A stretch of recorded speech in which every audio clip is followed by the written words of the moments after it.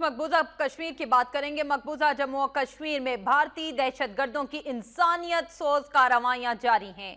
वादी में मुसलसल कर्फ्यू नाफिज है। मुतादिद इलाकों में आज भी शदीद झड़पें देखी गईं।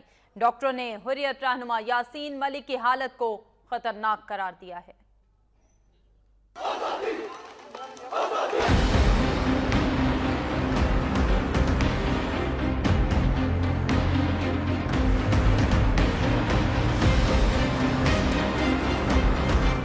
मकबूजा जम्मू कश्मीर में भारतीय फौज के मुजालिम में दिन ब दिन इजाफा हो रहा है। हर रोज कश्मीरियों के खिलाफ मुजालिम की नई दास्तान रकम की जा रही है।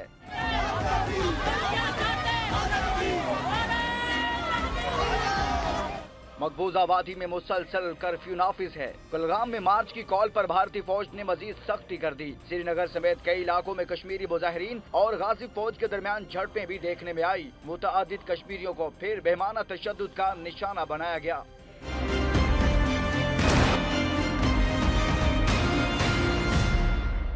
हुर्रियत रहनुमा यासीन मलिक की हालत तशवीशनाक है। उन्हें अस्पताल चेकअप के लिए ले जाया गया, ताहम डॉक्टरों ने उनकी तबीयत को खतरनाक करार दे दिया। डॉक्टरों के मुताबिक उनके दिल, गुर्दों और दीगर टेस्ट की रिपोर्ट भी ठीक नहीं।